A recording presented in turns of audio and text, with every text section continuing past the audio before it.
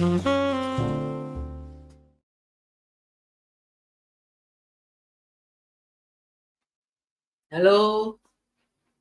berjumpa kembali dengan saya. Semoga Kak bosen ya, lihat saya terus gitu. Kita lanjut di sesi yang kedua dengan tema Following God is a Living Journey. Ya. Gimana sih caranya supaya kita itu bisa berjalan seiring dengan Allah yang hidup itu? Kadang kita itu pasti mempunyai keinginan yang baik gitu ya. Nggak mungkin setiap kita itu mempunyai keinginan yang nggak baik gitu. Kita pengennya benar, kita pengennya bisa ngikut Tuhan gitu ya. Apa yang Tuhan mau kita laksanakan. Gitu. Setiap hati anak manusia itu, setiap hati anak-anak Tuhan itu pastinya pengennya gitu ya. Tapi kadang kita itu nggak bisa gitu loh. Gimana pun kuatnya keinginan kita, kadang kita itu bisa miss gitu ya, bisa melenceng, nggak berjalan seiring dengan apa yang menjadi langkah Tuhan. Kita nggak mampu ngikut, berat Tuhan, berat wes apa namanya, gak isa iki Tuhan ngikuti langkahmu itu. Karena memang langkah-langkah yang diambil oleh Tuhan itu untuk mengupgrade kita itu bukan sebuah hal yang gampang untuk dilakukan gitu. Karena itu tantangannya. Contoh aja lah, kalau kita misal bersekolah dulunya ya, kita akan menghadapi sebuah ujian, di mana di dalam menghadapi ujian ini, menyelesaikan ujian dengan baik, nggak dengan serta-merta gitu kita bisa gitu kan ya. Pasti ada sebuah perjuangan di dalamnya. Kita itu pasti akan istilahnya mati-matian gitu ya untuk belajar gitu ya. Demikian juga apa yang Tuhan lakukan. Seringkali itu bertentangan dengan keinginan hati kita. Nah, gimana caranya gitu loh. Supaya kita itu bisa toh berjalan mengiring langkah Tuhan itu. Di sini adalah yang pertama yang bisa saya bagikan adalah pentingnya sebuah kesiapan hati kita. Kalau kita tidak mau mempersiapkan diri kita, kita tidak punya sebuah persiapan yang baik, gitu ya. Tentunya kita akan mengalami sebuah kesulitan, gitu ya, mengiring langkah Tuhan itu. Seseorang yang mempunyai persiapan yang baik itu adalah seseorang yang bisa dibawa Tuhan maju, melangkah maju ke depan. Tapi sebuah persiapan hati itu juga perlu ditempa dengan sebuah keadaan. Kita coba sih buka di dalam Filipi 4 ayat yang ke-8. Jadi akhirnya saudara-saudara, semua yang benar, semua yang mulia, semua yang adil, semua yang suci, semua yang manis, semua yang sedap didengar, semua yang disebut kebajikan dan patut dipuji, pikirkanlah semuanya itu. Nah, di sini terlihat bahwa apa yang menjadi pemikiran kita itu sangatlah penting. Yang kita masukkan di dalam pikiran kita itu mempengaruhi tindakan kita ke depannya. Karena itu dikatakan bahwa semua yang benar, semua yang mulia, ini kan positif semua gitu ya. Dalam artian kita itu harus memasukkan hal-hal yang positif di dalam pikiran kita. Bagaimana kita bisa mempunyai sebuah persiapan yang baik gitu ya. Ketika kita memasukkan hal-hal yang buruk di dalam pikiran kita. Misal gitu ya, kita disuruh sharing firman. Kita ngomong, gak bisa ini, gak bisa ini, gak bisa gitu pemikiran. Akhirnya ya kita tidak akan mempunyai sebuah persiapan yang baik. Hati kita itu tidak siap untuk sharing. Karena hal-hal negatif yang kita masukkan, yang tidak membangun gitu ya. Nah, ini contoh yang sederhana gitu. Nah, ketika seseorang misal dibawa gitu ya, masuk ke dalam sebuah pekerjaan di mana dia itu dituntut gitu ya untuk mengikuti atasannya, yang di mana atasannya ini sangat-sangat aktif gitu, harus sigap gitu ya. Saya mempunyai istilahnya pernah mendengar sebuah cerita di mana ada seseorang pegawai gitu ya yang ikut dengan salah satu teman saya. Nah, dulunya awalnya pegawai ini adalah seseorang yang lamban, yang tidak sigap di dalam melakukan sesuatu. Nah, tapi teman saya ini seseorang yang teliti, seseorang yang cekatan gitu ya. Pandai lah kalau saya melihat itu. Orang lain nggak bisa kerjakan, dia bisa kerjakan. Dia memang mendapatkan sebuah punya multi talenta gitu ya. Barang apa aja yang ada di tangannya itu pasti bisa terjual, pasti bisa laris. Tangan emas gitu ya kalau saya boleh katakan. Nah, dia mempunyai seorang pegawai. Dia memberikan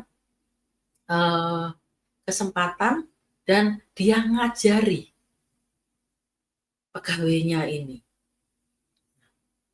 Akhirnya pegawainya ini dengan berjalannya waktu itu bisa menjadi seseorang itu yang mumpuni di bidangnya.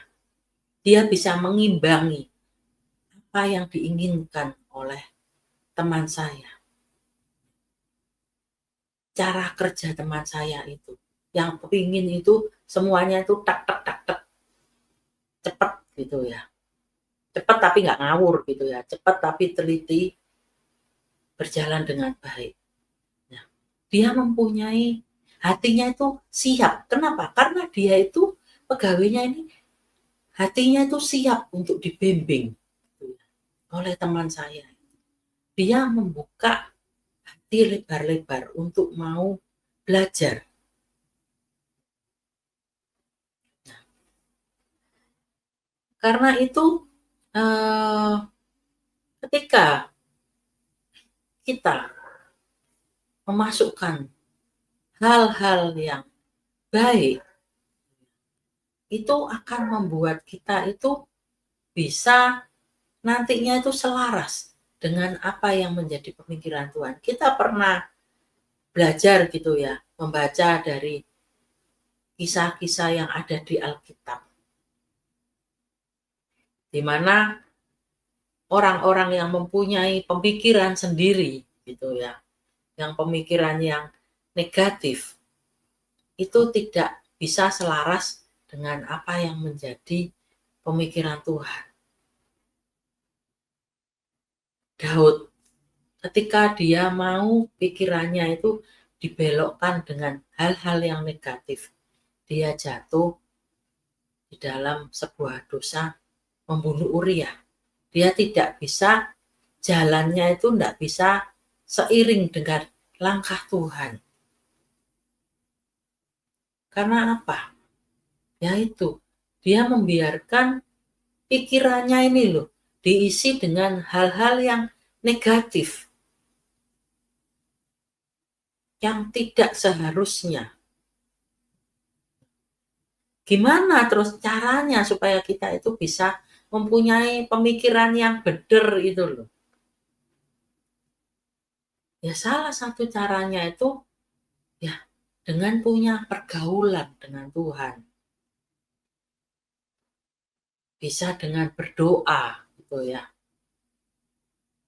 Kita sehingga membuat kita itu mempunyai kepekaan gitu ya. Apa yang Tuhan mau sih. Terus kita juga bisa dengan mempunyai sebuah komunitas yang benar. Orang-orang yang membangun yang ada di dalamnya.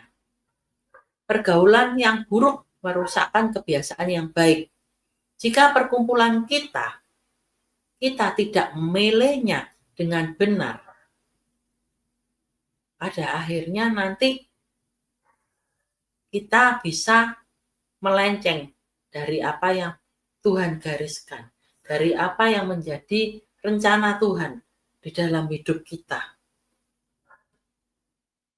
Tetapi jika kita mempunyai komunitas yang benar, pasti setiap kita itu diberikan oleh Tuhan itu sebuah komunitas yang cocok, yang paling pas untuk kita. Seorang contoh macan tidak akan dikumpulkan dengan zebra gitu ya, karena akan bertentangan. Nah, Tuhan itu lebih ngerti kita itu yang pas itu masuk di dalam komunitas yang mana, perkumpulan yang mana, yang sesuai dengan karakter kita, yang bisa membentuk diri kita dengan baik. Nah, kita bisa lihat ketika kita mempunyai waktu untuk berdoa, mau masuk ke dalam sebuah komunitas yang benar, yang Tuhan tentukan buat kita, kita akan melihat bahwa di dalam Yohanes 16 ayat ke-13 dikatakan di situ. Yohanes 16 ayat 13a ya itu. Tetapi apabila ia datang, yaitu Roh kebenaran, ia akan memimpin kamu ke dalam seluruh kebenaran. Nah, di situ ketika kita mau gitu ya, dipimpin ini oleh Tuhan, otomatis ada roh kebenaran di dalam diri kita yang akan memimpin kita itu ke dalam jalan-jalan yang benar gitu ya.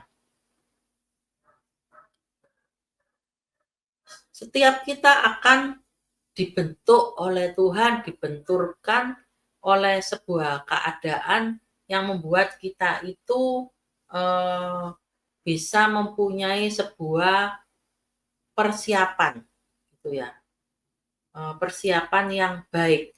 Yusuf, kita tahu ya kisahnya itu, dia sudah digariskan oleh Tuhan akan dipakai untuk menyelamatkan bangsanya gitu ya, dari sebuah bencana kelaparan. Nah, tetapi Yusuf ini adalah seorang anak yang manja, dimanja oleh papahnya gitu ya. Istilahnya itu diproteksi. Dia mendapatkan sebuah istilahnya itu sebuah prioritas, diistimewakan, sehingga membuat dia itu menjadi seseorang yang mempunyai karakter kalau saya lihat itu kurang bijaksana, ya. Suka wadulan. Suka wadulan itu suka mengadu gitu loh, ya. Mengadukan hal-hal yang semestinya itu ya nggak usah diceritakan. Jadi segala tingkah laku saudara-saudaranya yang jelek-jelek itu disampaikan semua gitu ya kepada papahnya, kepada Yakub itu. Sehingga Yakub ini melihat bahwa oh, yang paling baik dari semua anak-anakku ini ya cuma Yusuf. Jadi Yusuf ini terlihat benar, terlihat mulia. Saudara-saudaranya ya karena laporan-laporan Yusuf ini maka terlihat itu buruk. Ya memang saudara-saudaranya mempunyai sebuah kekurangan gitu ya. Tetapi tidak akan terlihat sangat buruk di mata papanya kalau tidak karena laporan gitu ya dari Yusuf ini. Yusuf membuat saudara-saudaranya yang lain itu didiskriminasikan oleh Yakub. Dia mau dengan caranya itu sama saja dia itu merampas seluruh perhatian papanya. Seharusnya dia bisa lebih bijaksana gitu ya. Ya kalau nggak perlu dilaporkan itu ya nggak usah ngomong lah. Kalau membuat saudara-saudaranya terlihat lebih buruk. Dan akibat dari perbuatannya itu, dia lebih dibenci oleh saudara-saudaranya. Sudah saudara-saudaranya ini iri hati ya, cemburu dengan sikap pilih kasih Yakub. Diperparah lagi karena Yusuf ini suka mengadu. Jadi di sini perlulah sebuah pembentukan. Sesuatu hal yang Tuhan lakukan untuk mempersiapkan Yusuf ini masuk ke dalam rencana Allah. Sehingga Yusuf oleh Tuhan diizinkan mengalami sebuah peristiwa yang buruk. Dia dijual sebagai budak di mana tadinya mau dibunuh oleh saudara-saudaranya tapi diluputkan oleh Tuhan. Akhirnya dijual sebagai budak. Di mana dia harus yang tadinya dia menjadi seorang anak yang dimanja dengan segala fasilitas yang ada, akhirnya diporak-porandakan. Dia diposisikan di dalam posisi yang sangat rendah. Dari seorang anak yang dimanja, yang tidak pernah mengalami kesusahan, dia harus menjadi seorang budak. Sulit enggak ketika ditempatkan dalam posisi tersebut? Kalau seseorang sudah terbiasa hidupnya susah gitu ya, mungkin dia masih bisa gitu loh ya, mengikuti situasi yang diizinkan Tuhan terjadi dalam hidupnya. Tapi kalau orang yang terbiasa hidup enak, yang terbiasa dengan segala fasilitas yang ada, tiba-tiba dibuat drop gitu aja oleh Tuhan. Menjadi seorang budak. Bayangkan gimana. Kita aja kalau ngalami sesuatu yang gak enak dikit kita teriak-teriak sama Tuhan. Tuhan kok gini toh Tuhan? Kan janjimu Tuhan. Kan firmanmu Tuhan. Seperti ini toh kita klaim gitu ya. Semua yang bisa kita keluarkan, yang kita perhadapkan sama Tuhan. Tapi apa yang dilakukan oleh Yusuf? Jangankan protes, gitu ya. Meskipun situasi yang dihadapinya itu pasti sangat sulit buat Yusuf hadapi, gitu ya. Tapi dia gak komen sama sekali. Dia jalani, dia tahu bahwa ini salah satu cara yang Tuhan persiapkan untuk Yusuf itu diangkat Tuhan ke tempat yang lebih tinggi. Dia dengan legowo menerima proses yang harus dia hadapi. Seringkali Tuhan itu memproses kita, ya. Tapi kita harus melihatnya bahwa ini adalah salah satu hal yang Tuhan berikan untuk mempersiapkan hati kita, supaya ketika kita diangkat Tuhan tinggi, kita itu tidak mengalami kejatuhan yang parah, yang bisa membawa kehancuran buat kita. Doa kita apa? Kan kita itu pasti pingin ya, Tuhan tuntun aku di dalam jalan-jalan-Mu yang benar. Tuhan, aku pingin menyenangkan hati-Mu. Nah, tapi kan untuk mencapai itu semua, kita itu harus siap dulu. Itu ya. Untuk mencapai apa yang menjadi rencana Tuhan di dalam hidup kita. Itu hati kita harus dipersiapkan. Dengan apa? Yaitu dengan sebuah proses. Yusuf ketika dia mempersiapkan hatinya, dan cuma sekali loh, Yusuf itu mengalami proses. Ketika dia sudah gitu ya, diproses mau gitu ya, dia dipercaya oleh atasannya, oleh tuannya. Dia difitnah oleh istri Potifar, masuk ke penjara. Nah, yang tadinya dia itu meskipun menjadi seorang budak, tapi dia itu bukan seorang tahanan. Dia bebas kemana-mana gitu ya. Dia mempunyai kepercayaan khusus, dipercaya secara khusus oleh tuannya. Tiba-tiba dia setelah mendapatkan sebuah kepercayaan, karena dia tetap mempertahankan sebuah kebenaran, dia harus mengalami hal yang tidak baik di penjara karena fitnaan istri Potifar tersebut. Tapi dia tetap setia. Dia tetap melakukan yang baik, sehingga di dalam penjara pun dia menjadi orang kepercayaan, sipir penjara.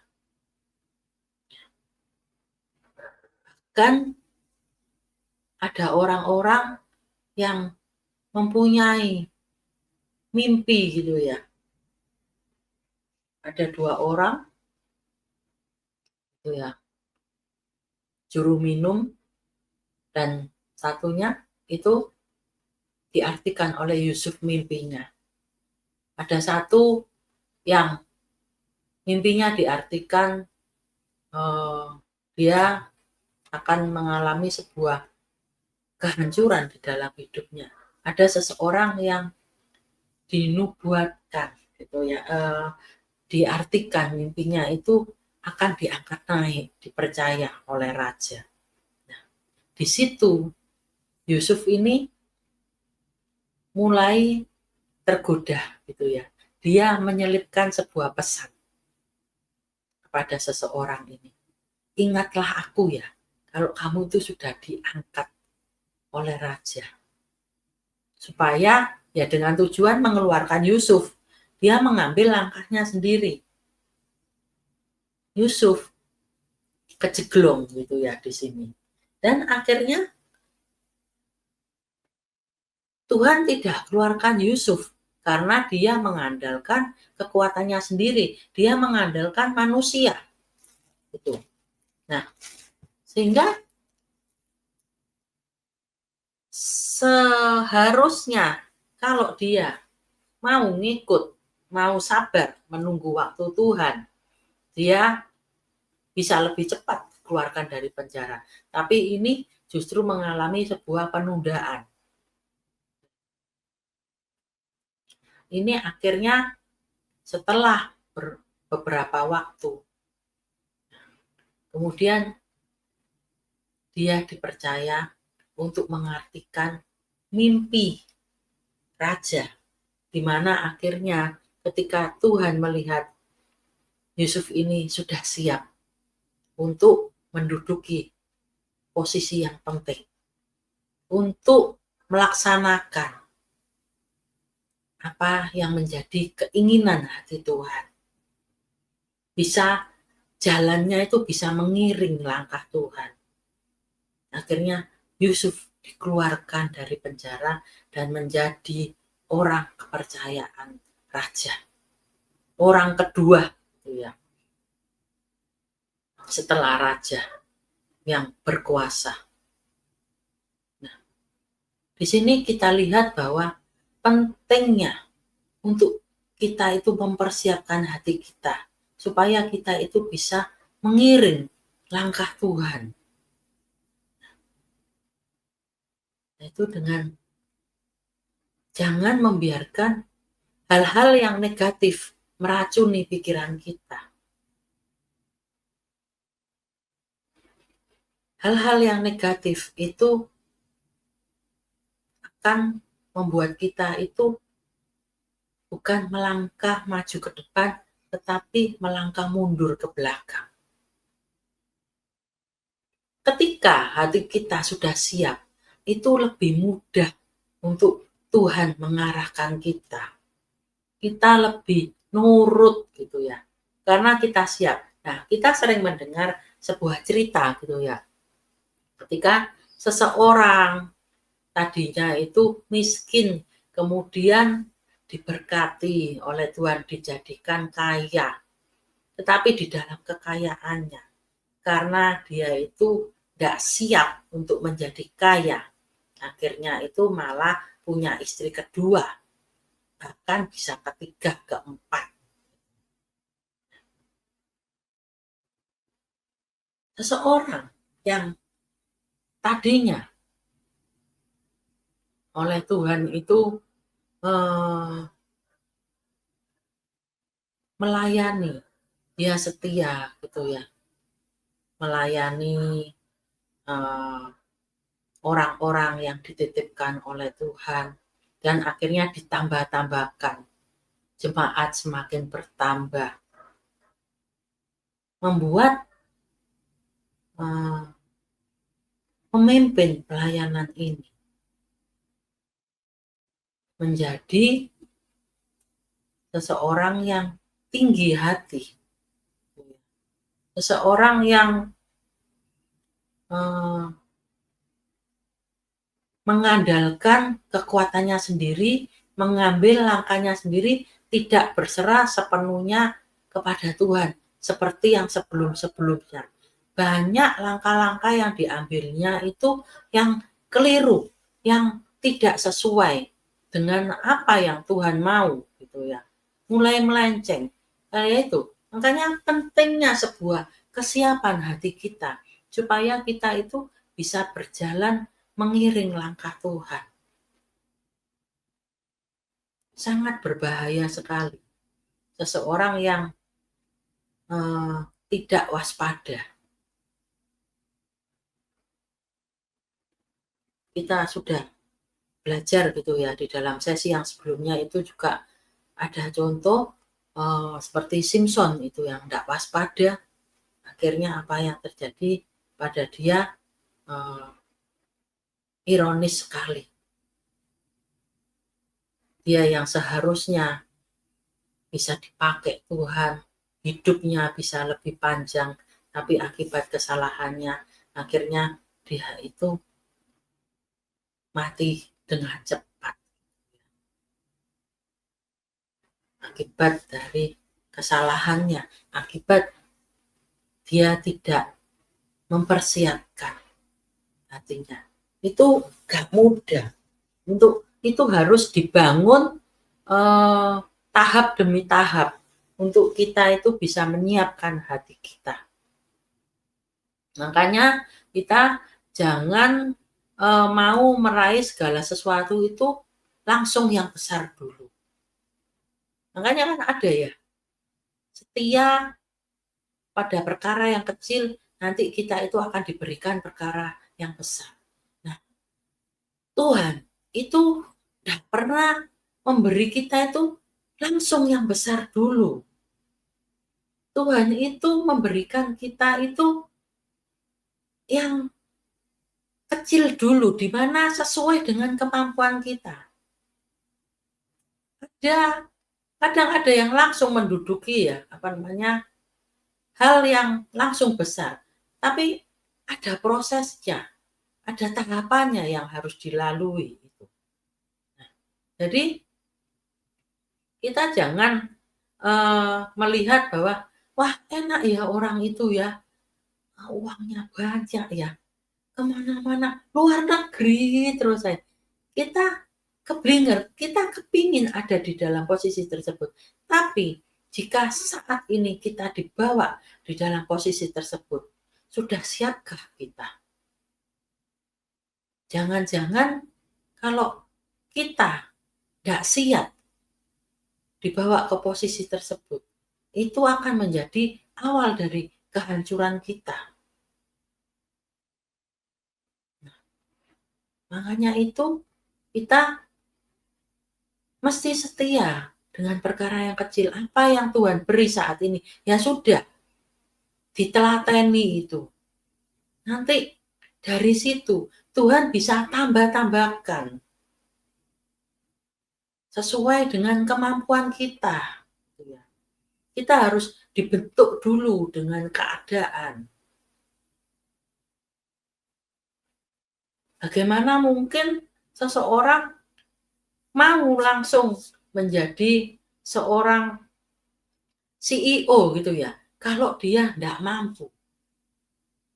Bayangkan kalau dari seorang tadinya itu pesuruh kantor gitu ya, dia mau langsung jadi CEO dalam waktu dekat gitu, besok gitu, aku pengen jadi CEO. Nggak mungkin toh. Itu kan dari seorang pesuruh, nanti dia belajar dari situ. Sehingga dia bisa diangkat. Oh, pangkatnya naik menjadi karyawan gitu ya. Seorang staf. Di situ dia belajar lagi. Dia mengupgrade diri gitu ya. Kemampuannya diperbesar gitu ya. Dia sungguh-sungguh di situ meminta tuntunan Tuhan. Akhirnya dia suatu hari nanti tidak menutup kemungkinan dia bisa menjadi seorang CEO. Maka penting di sini.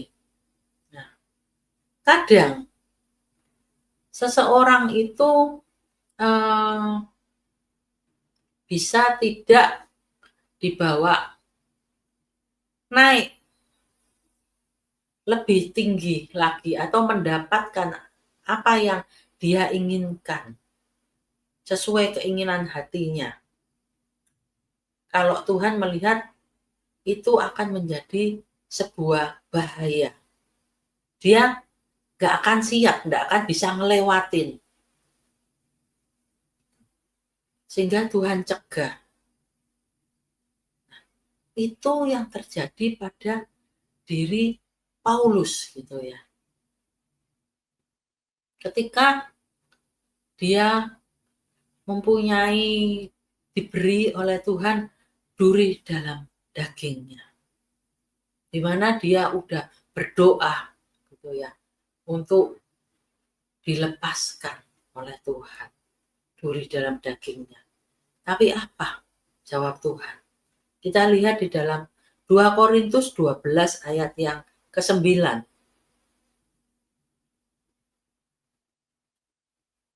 Tetapi jawab Tuhan kepadaku, cukuplah kasih karuniaku bagimu, sebab justru dalam kelemahanlah kuasaku menjadi sempurna. Sebab itu terlebih suka aku bermegah atas kelemahanku, supaya kuasa Kristus turun menaungi aku. Ini Paulus gitu ya, ketika dia mengajukan permohonan kepada Tuhan gitu ya. Tapi jawab Tuhan, cukuplah kasih karuniaku bagimu. Tuhan itu terlebih tahu gitu ya, bagaimana harus menyikapi apa yang menjadi permintaan kita. Ketika Tuhan melihat kalau Paulus ini diberikan sebuah kesembuhan gitu ya. Wah, Paulus ini kan dielu-elukan gitu ya, karena dia dipakai oleh Tuhan secara luar biasa. Dia bahkan bisa menginjil kepada orang-orang di luar Yahudi.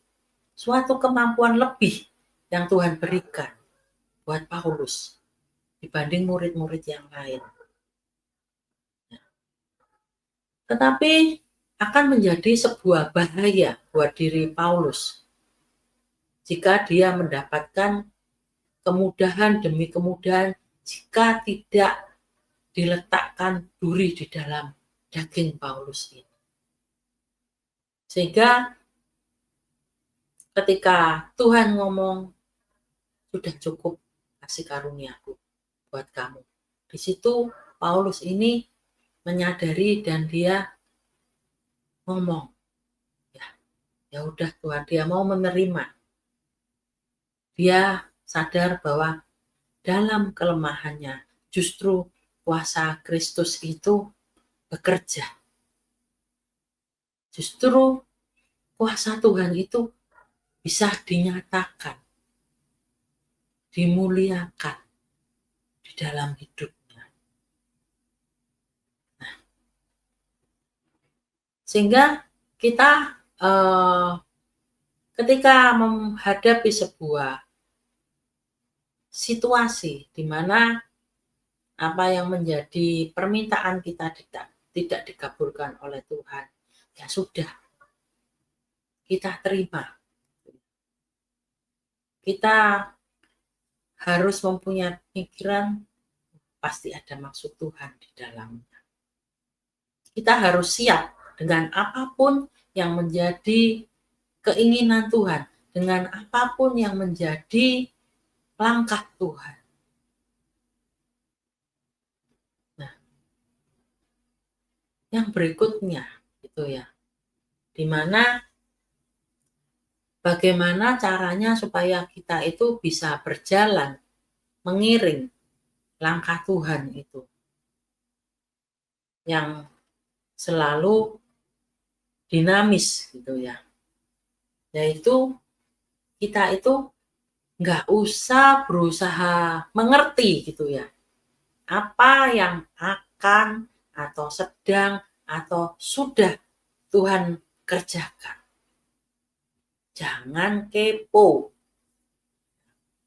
Tidak semua hal itu Tuhan buka buat kita. Ada itu ayatnya. Kita lihat di dalam Ulangan 29 ayat yang ke-29.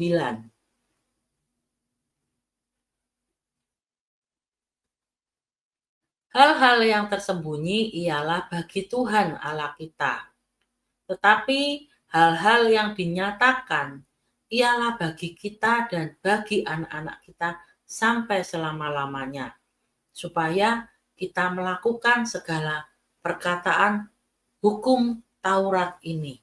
Nah, di sini kita lihat bahwa ada hal-hal yang tersembunyi yang itu menjadi rahasia Tuhan. Tetapi ada juga hal-hal yang dinyatakan oleh Tuhan yang itu berguna buat kita.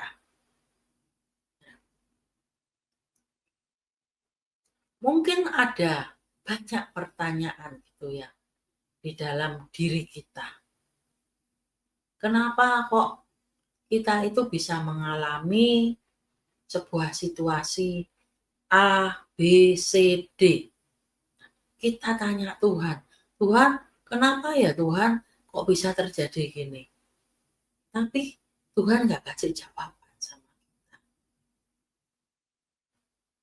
Atau ada hal-hal, mungkin sebuah cerita gitu yang kita dengar, ada hamba-hamba Tuhan gitu ya, yang ketika bepergian mau melayani pekerjaan Tuhan gitu ya, naik pesawat gitu ya. Kemudian terjadilah sebuah kecelakaan yang akhirnya merenggut nyawa hamba-hamba Tuhan ini. Bukan cuma satu, tetapi beberapa hamba Tuhan. Tragis akhir hidup mereka. Nah, kita bertanya-tanya, loh kenapa Tuhan? Kok bisa itu terjadi Tuhan? Hal-hal seperti ini. Padahal mereka ini adalah hamba-hamba Tuhan yang menjadi berkat buat banyak orang. Dan mereka pun meninggalnya itu ketika mereka itu sedang dalam misi pelayanan. Nah kok Tuhan izinkan terjadi? Dan kita tidak ngerti jawabannya sampai sekarang. Nah di sini kita lihat gitu ya, ada kedaulatan Tuhan yang kita itu nggak bisa ngerti, yang kita itu masih bertanya-tanya gitu. Tidak Tuhan buka. Ya sudah, ketika itu terjadi, kita udah nanya Tuhan gitu ya. Dan Tuhan tidak beri jawaban, tidak kunjung memberi jawaban. Ya sudah, stop sampai di situ. Tuhan tahu, ketika kita ingin mengetahui sesuatu, ketika kita berdoa, tanya sama Tuhan. Tuhan itu ngerti gak? Ngerti. Tuhan tahu. Kalau Tuhan sudah nggak jawab, ya sudah, diem. Kalau memang Tuhan mau bukakan, nanti Tuhan akan bukakan sendiri. Entah mungkin nanti setahun lagi, 2 tahun lagi, atau mungkin beberapa hari lagi. Tiba-tiba kita akan ngerti, oh ini loh maksud Tuhan. Kenapa kejadian A, B, C, D ini bisa terjadi. Meskipun kita tidak berdoa terus-terusan untuk menanyakannya. Tapi kalau memang tidak terjadi, ya sudah. Berarti itu nggak ada gunanya buat kita. Sekalipun Tuhan itu membukakannya untuk kita. Kita lihat gitu ya. Ini ada di dalam Keluaran 13 ayat ke-17 sampai 18.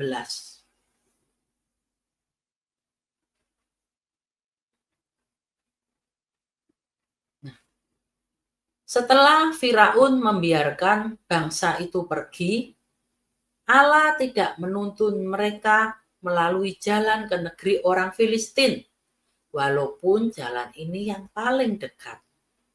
Sebab firman Allah, jangan-jangan bangsa itu menyesal apabila mereka menghadapi peperangan, sehingga mereka kembali ke Mesir.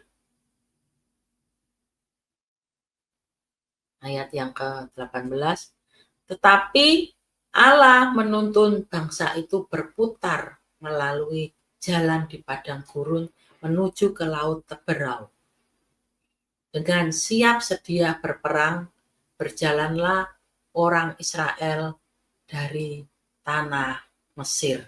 Nah, bangsa Israel ini udah mempunyai persiapan gitu ya, dikatakan ini ya, siap sedia berperang keluar dari tanah Mesir. Tapi Tuhan itu tahu hati orang Israel. Tuhan lebih ngerti gitu ya, jalan mana yang harus ditempuh oleh bangsa Israel ini. Bangsa Israel tidak dilewatkan ke tanah perjanjian melalui jalan yang paling dekat. Karena Tuhan melihat mereka tidak akan sanggup. Mereka pasti akan dengan cepat itu berpikir untuk kembali ke tanah Mesir. Sehingga Tuhan menuntun bangsa Israel ini berputar melalui jalan di padang gurun. Nah, dan Tuhan tidak pernah ngomong sama bangsa Israel. Kenapa Tuhan kok menuntun bangsa Israel ini berputar melalui jalan di padang gurun? Kenapa? Gitu ya. Ada jalan yang lebih dekat, kok Tuhan kasih jalan yang lebih jauh. Dan Tuhan tidak beri alasannya, Tuhan tidak mengemukakan apa yang menjadi alasan Tuhan. Karena dirasa Tuhan itu tidak perlu diomongkan hal itu. Nah, karena Tuhan ngerti gitu ya, hati bangsa Israel ini. Lah, dilewatkan di padang gurun aja. Itu yang jauh lebih enak gitu, di mana mereka itu tidak harus tegang terus gitu ya, melewati jalan-jalan negeri yang rawan gitu dengan musuh-musuhnya. Itu mereka masih berontak gitu ya, bersungut-sungut. Sebuah jalan yang diberikan oleh Tuhan, sekalipun itu kelihatannya itu lebih mudah buat kita, tapi tetap ada resiko di dalamnya, tetap ada sebuah kesulitan. Nah, sekalipun bangsa Israel ini berjalan, berputar gitu ya di padang gurun, tetap ya kan ngadepin masalah gitu ya, di mana didapati air yang diminum itu pahit gitu ya, sehingga mereka bersungut-sungut.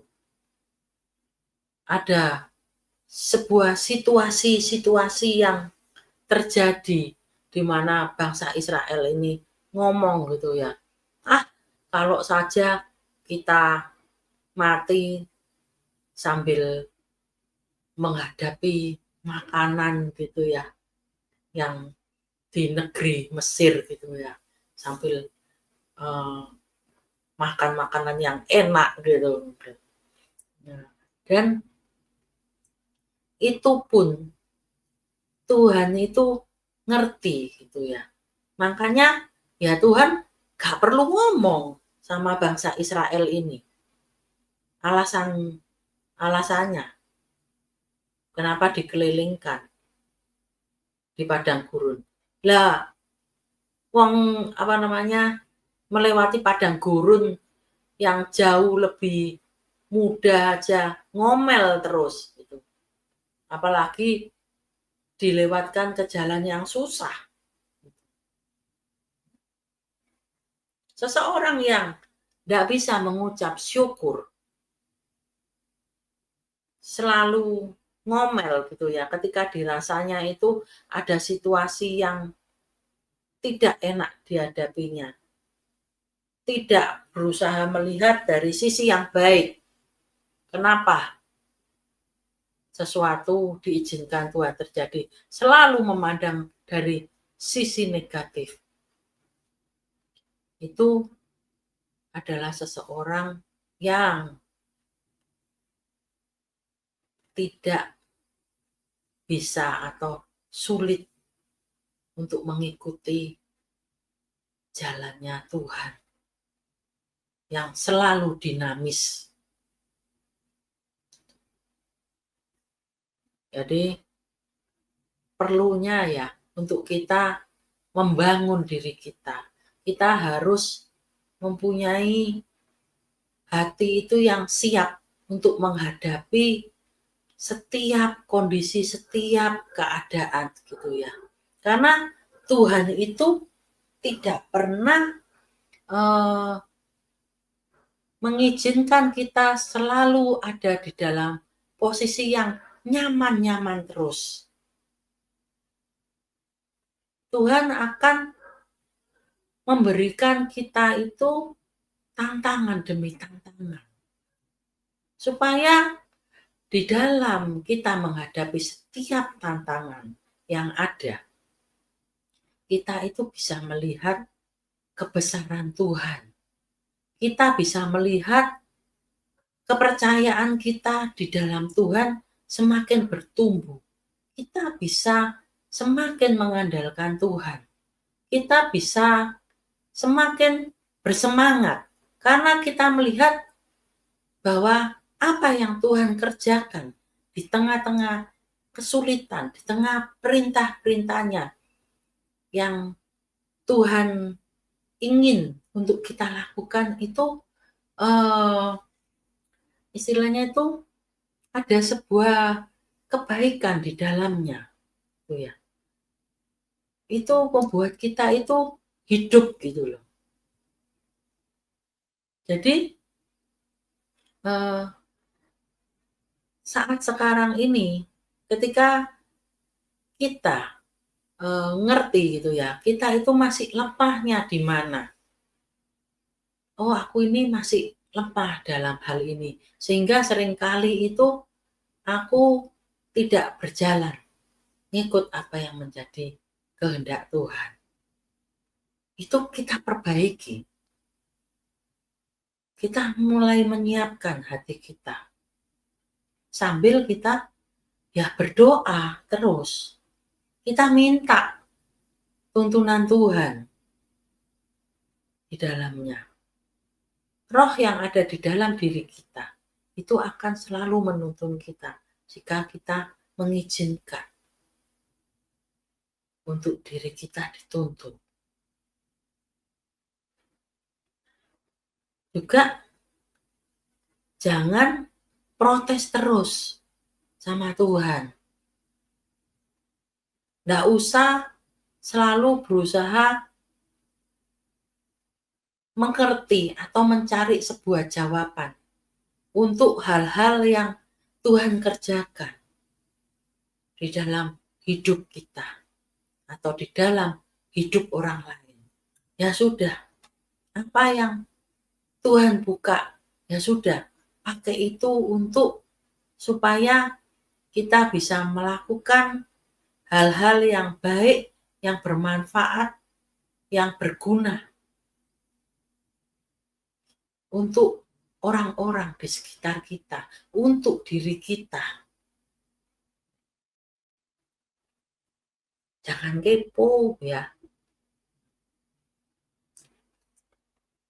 Belajarlah untuk kita selalu memandang segala sesuatunya dari sisi yang positif. Sehingga kita tidak kepontal-pontal. Apa ya kepontal-pontal itu? Kita tidak kalang kabut gitu ya di dalam mengikuti jalan-jalannya Tuhan yang seringkali tidak kita mengerti. Tetapi satu hal yang harus kita mengerti, jalan-jalannya Tuhan, setiap apa yang Tuhan lakukan untuk kita itu pasti baik adanya. Selamat bergumul, selamat memperbaiki diri untuk kita maju setapak ke depan bersama dengan Tuhan. Terima kasih. Tuhan Yesus memberkati kita semua. Sampai jumpa di lain kesempatan. Bye.